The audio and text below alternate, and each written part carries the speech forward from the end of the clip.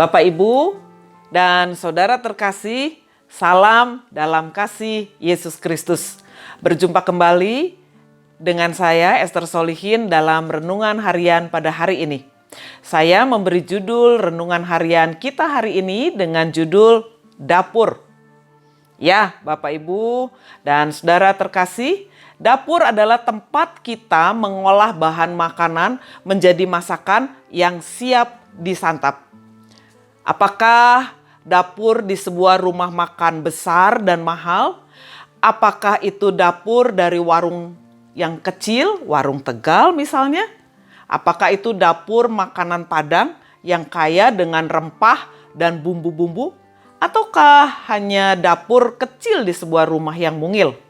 Tetapi saat makanan diolah, maka di dapur itulah ada sebuah kesibukan, ada sebuah keriuhan, keributan suara alat masak yang beradu, sampah dari sisa sayuran, mungkin juga kecap, garam yang berserakan tertumpah. Di dapur ada pertimbangan-pertimbangan seberapa banyak garam yang akan dimasukkan ke dalam masakan, seberapa banyak kecap, seberapa banyak telur yang akan dipecah. Di dapur bisa pula terjadi berserakan alat-alat masak yang belum dicuci. Di dapur terjadi kesibukan-kesibukan, kebisingan, pertimbangan ini dan itu yang harus dipertimbangkan dengan baik. Berapa banyak bahan makanan, berapa banyak terigu, berapa gram dan sebagainya. Dan bahkan di dapur ada juga bahan-bahan makanan yang harus diolah dengan hati-hati. Tetapi dari dapur yang demikian, maka akan tersaji makanan yang dapat dinikmati oleh customer di rumah makan atau anggota keluarga. Yang sudah pasti Bapak Ibu sekalian, tentu saja masakan yang disajikan di dalam sebuah piring atau di sebuah mangkuk sudah tampil rapih dan bersih.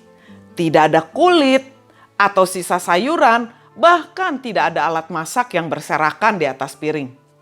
Dalam kemeriahan sebuah pesta di Kana, ada sebuah kesibukan di dapur. Ketika minuman anggur habis dan tamu masih banyak, harus segera tersaji air anggur untuk minuman para tamu. Sebuah keriuhan dan kesibukan terjadi ketika Yesus meminta para pelayan atau karyawan di tempat itu untuk mengisi tempayan tempat para tamu mencuci kakinya dengan air. Bukan cuma 1 tempayan, tetapi 6 tempayan. Maka terjadilah sebuah kesibukan-kesibukan yang luar biasa. Firman Tuhan dalam Injil Yesus Kristus menurut kitab Yohanes pasal 2 ayat 5 sampai dengan yang ke-9 berkata demikian. Tetapi Ibu Yesus berkata kepada pelayan-pelayan, "Apa yang dikatakan kepadamu, buatlah itu." Di situ ada 6 tempayan yang disediakan untuk pembasuhan menurut adat orang Yahudi yang masing-masing isinya 2-3 buyung. Yesus berkata kepada pelayan-pelayan itu, "Isilah tempayan-tempayan itu penuh dengan air," dan mereka pun mengisinya sampai penuh. Lalu kata Yesus kepada mereka, "Sekarang cedoklah dan bawalah kepada pemimpin pesta." Lalu mereka pun membawanya. Setelah pemimpin pesta itu mengecap air yang telah menjadi anggur itu dan ia tidak tahu dari mana datangnya, tetapi pelayan-pelayan yang mencedok air itu mengetahuinya, ia memanggil mempelai laki-laki dan kemudian berkata bahwa itu adalah air anggur yang sangat bagus.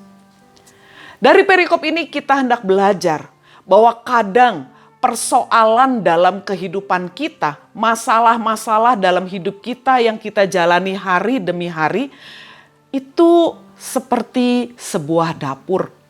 Ada kesibukan, ada ketakutan, ada kekhawatiran, atau masalah apa yang akan kita hadapi yang perlu ditangani dengan cermat, dengan penuh pertimbangan, dengan penuh kehati-hatian. Beratkah masalahnya? Ringankah masalahnya? Menyenangkankah masalahnya? Menjengkelkankah? Entahlah apa yang terjadi di dalam dapur kehidupan kita. Sekacau apakah dapur kehidupan kita hari ini? Atau sebaik apakah dapur kehidupan hari ini? Serepot maupun seberat apapun masalah hidup kita, mari Bapak Ibu sekalian, melalui firman Tuhan hari ini kita diajarkan untuk melihat pada peristiwa di Kana. Saat masalah datang, berpalinglah pada Yesus. Apa yang dikatakan Yesus dan diperintahkan Yesus pada kita melalui firman-Nya, apapun firman atau perintah yang kita ingat dan kita simpan dalam hati kita, lakukanlah itu. Sebagaimana Maria berkata kepada para pelayan, apa yang dikatakan kepadamu, buatlah itu. Maka firman Tuhan hendak menyatakan bahwa tidak sia-sia taat dan percaya pada Yesus. Sekalipun awalnya terlihat kacau, tetapi bersama Yesus dan di tangan Yesus, air untuk mencuci kaki berubah menjadi anggur yang berkualitas. Bersama Yesus dalam ketaatan dan iman, hal-hal yang awalnya terlihat kacau, terlihat menakutkan, terlihat tidak beres, mungkin juga merepotkan, membuat kita lelah lahir batin, akan memberikan hasil yang indah.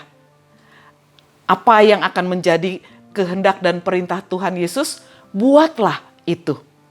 Bapak Ibu sekalian, apakah dapur kehidupan kita dan bagaimana dapur kehidupan kita hari ini? Maka ingatlah firman Tuhan, apa yang dikatakan buatlah itu. Supaya kita juga bisa menghasilkan hal-hal yang baik dalam hidup kita hari ini. Tuhan memberkati. Amin.